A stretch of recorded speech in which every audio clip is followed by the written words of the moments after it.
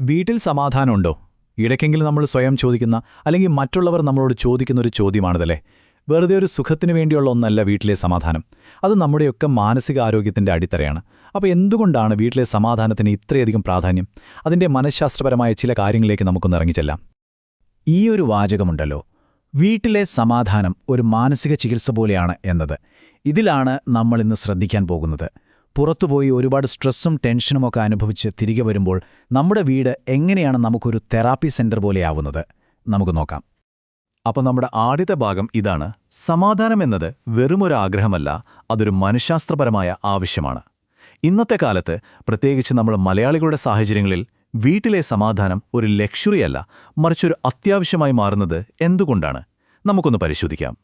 Gulf ജീവിതം കാരണം വീട്ടിൽ നിന്ന് മാറി നിൽക്കുന്നവരുടെ വിഷമങ്ങൾ, ഇവിടെയുള്ളവർക്ക് തീരാത്ത ജോലി സമ്മർദ്ദം, പിന്നെ സാമ്പത്തിക ബാധ്യതകൾ, ഇങ്ങനെ ഒരുപാട് ടെൻഷനുകൾക്കിടയിലാണ് നമ്മളിൽ പലരും ജീവിക്കുന്നത്.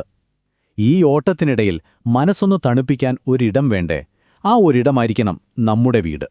അതുകൊണ്ട് നമ്മൾ ഓർക്കേണ്ട ഏറ്റവും പ്രധാനപ്പെട്ട കാര്യം ഇതാണ്. വീട്ടിലെ സമാധാനം എന്ന് പറയുന്നത് വെറുമൊരു സുഖമുള്ള ഫീലിംഗ് മാത്രമല്ല. ആരോഗ്യത്തോടെ ഇരിക്കുന്ന ഒരു മനസ്സിന് അത് അത്യാവശ്യമാണ്, ഒരു ബേസിക് നീഡാണ്. സമാധാനമുള്ളൊരു ബന്ധത്തിന് രണ്ട് തൂണുകളുണ്ട്. ഒന്ന് സുരക്ഷിതത്വം, രണ്ട് അംഗീകാരം. എന്താണ് ഈ വാക്കുകൾ കൊണ്ട് ശരിക്കും ഉദ്ദേശിക്കുന്നത്? ഇവ രണ്ടും നമ്മുടെ മനസ്സിനെ എങ്ങനെയാണ് സ്വാധീനിക്കുന്നത്? നമുക്ക് കുറച്ചുകൂടി അടുത്തറിയാം. ഒന്ന് ആലോചിച്ചു നോക്കൂ.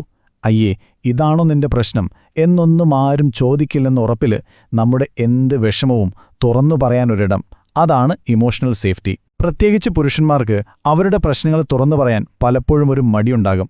എന്നാൽ വീട്ടിൽ അങ്ങനെ സംസാരിക്കാനൊരു അവസരം കിട്ടുന്നത് എത്ര വലിയൊരു ആശ്വാസമായിരിക്കും. ഈ താരതമ്യമൊന്ന് നോക്കൂ. ഒരു വീട്ടിൽ എപ്പോഴും കുറ്റപ്പെടുത്തലുകൾ, മറ്റൊരിടത്ത് എന്തും കേൾക്കാൻ തയ്യാറായ ഒരു പങ്കാളി. ആ ഒരൊറ്റ വ്യത്യാസം മതി ഒരേ വീടിനെ ഒരു യുദ്ധക്കളമാക്കാനും ഒരു സ്വർഗമാക്കാനും. എന്നെ കേൾക്കാൻ ഒരാളുണ്ടെന്ന വിശ്വാസം, അതുതന്നെയാണ് ഏറ്റവും വലിയ സുരക്ഷിതത്വം.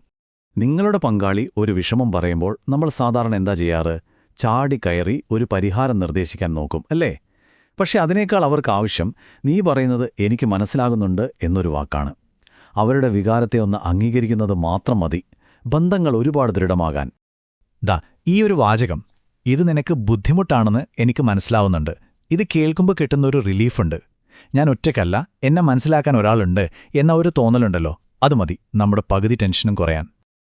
അപ്പോൾ നമ്മൾ ഈ പറഞ്ഞ മാനസികമായ കാര്യങ്ങളുണ്ടല്ലോ, അത് നമ്മുടെ ചിന്തകളെ മാത്രമല്ല നമ്മുടെ ശരീരത്തെയും നേരിട്ട് ബാധിക്കുന്നുണ്ട്. നമുക്ക് ശാന്തതയുടെ ബയോളജിയിലേക്ക് കടക്കാം. കാരണം മനസ്സിന്റെ ആരോഗ്യമെന്നത് ശരീരത്തിൽ നിന്ന് വേറിട്ടൊന്നല്ല. കോർട്ടിസോൾ, ഇതിനെ നമ്മൾ സ്ട്രെസ് ഹോർമോൺ എന്നാണ് വിളിക്കുന്നത്. നമുക്ക് ടെൻഷൻ വരുമ്പോൾ ശരീരം ഉണ്ടാക്കുന്ന ഒരു ഹോർമോൺ. വീട്ടിലെ സാഹചര്യം എപ്പോഴും പ്രശ്നമാണെങ്കിൽ ഈ കോർട്ടിസോൾ ലെവൽ നമ്മുടെ ശരീരത്തിൽ എപ്പോഴും ഉയർന്നു നിൽക്കും.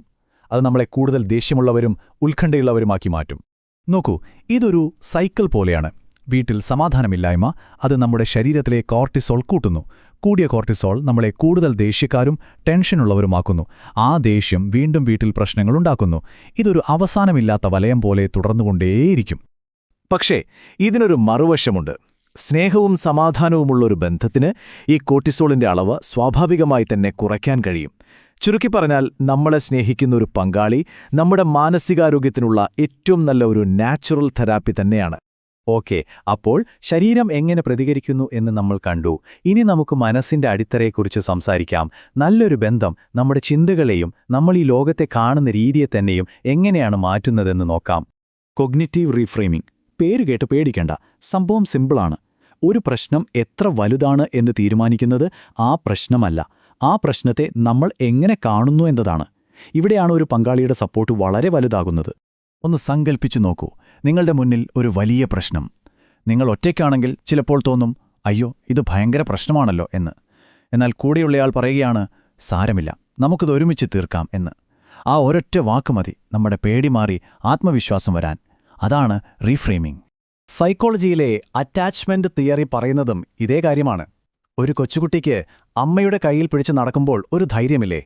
അതുപോലെ നമുക്ക് സുരക്ഷിതത്വം തരുന്ന ഒരു ബന്ധമുണ്ടെങ്കിൽ ജീവിതത്തിലെ ഏതു വലിയ വെല്ലുവിളിയെയും നമുക്ക് ആത്മവിശ്വാസത്തോടെ നേരിടാൻ പറ്റും. എന്തുതന്നെ സംഭവിച്ചാലും തിരിച്ചു ചെല്ലാൻ എനിക്കൊരിടമുണ്ട്, എന്നെ കേൾക്കാൻ ഒരാളുണ്ട് എന്ന ആ ഉറപ്പുണ്ടല്ലോ, അതൊരു നങ്കൂരം പോലെയാണ്. അത് നമുക്ക് പുറം ലോകത്തെ ഏത് കൊടുങ്കാട്ടിനെയും നേരിടാനുള്ള ധൈര്യം തരും. ആ ബന്ധം നമ്മുടെ ജീവിതത്തിലെ ഒരു സേഫ് ബേസ് അഥവാ സുരക്ഷിത താവളമായി മാറും. അപ്പോ ഇത്രയൊക്കെ കേൾക്കുമ്പോൾ തോന്നാം, ഈ പറയുന്ന സമാധാനവും സുരക്ഷിതത്വവുമൊക്കെ ഉണ്ടാക്കിയെടുക്കാൻ വലിയ പാടാണെന്ന്. പക്ഷേ സത്യമതല്ല. വലിയ കാര്യങ്ങൾ ചെയ്യുന്നതിലല്ല, മറിച്ച് ചെറിയ നിമിഷങ്ങളിലാണ് ഇതിൻ്റെയൊക്കെ ശക്തി ഒളിഞ്ഞിരിക്കുന്നത്. സൈക്കോളജി നമ്മളെ ഓർമ്മിപ്പിക്കുന്നൊരു കാര്യമുണ്ട്. വലിയ സമ്മാനങ്ങളോ ആഘോഷങ്ങളോ അല്ല, മറിച്ച് ദിവസവും നമ്മൾ കൈമാറുന്ന ചെറിയ സ്നേഹപ്രകടനങ്ങളാണ് ഒരു ബന്ധത്തെ നിലനിർത്തുന്നത്. ഒരു പുഞ്ചിരി, സുഖമാണോ എന്നൊരു ചോദ്യം, സ്നേഹത്തോടെയുള്ളൊരു സ്പർശനം, ഇതൊക്കെ മതി ഒരു ബന്ധത്തിൽ അത്ഭുതങ്ങൾ സൃഷ്ടിക്കാൻ. അപ്പോൾ അവസാനം നമ്മൾ എവിടെയാണ് എത്തി നിൽക്കുന്നത്? ഒരുപാട് സമ്മർദ്ദങ്ങളും പ്രതീക്ഷകളും നിറഞ്ഞ നമ്മുടെയൊക്കെ ജീവിതത്തിൽ നമ്മളെ സ്നേഹിക്കുകയും നമ്മളെ മനസ്സിലാക്കുകയും ചെയ്യുന്ന ഒരു പങ്കാളി ഉണ്ടാവുക എന്നതാണ് നമുക്ക് കിട്ടാവുന്ന ഏറ്റവും വലിയ ഭാഗ്യം. ഓർക്കുക, സമാധാനമുള്ള ഒരു ബന്ധം നമ്മുടെ ആത്മവിശ്വാസത്തെ, നമ്മുടെ ആരോഗ്യത്തെ, എന്തിനും നമ്മുടെ വിജയത്തെ വരെ സ്വാധീനിക്കും. അതുകൊണ്ട് നമുക്ക് സമാധാനം കൊടുക്കുന്നവരാകാം, സമാധാനം തിരഞ്ഞെടുക്കാം, കിട്ടിയ സമാധാനത്തെ സംരക്ഷിക്കാം. ഈ ഒരു ചിന്തയോടെ നിർത്തുന്നു.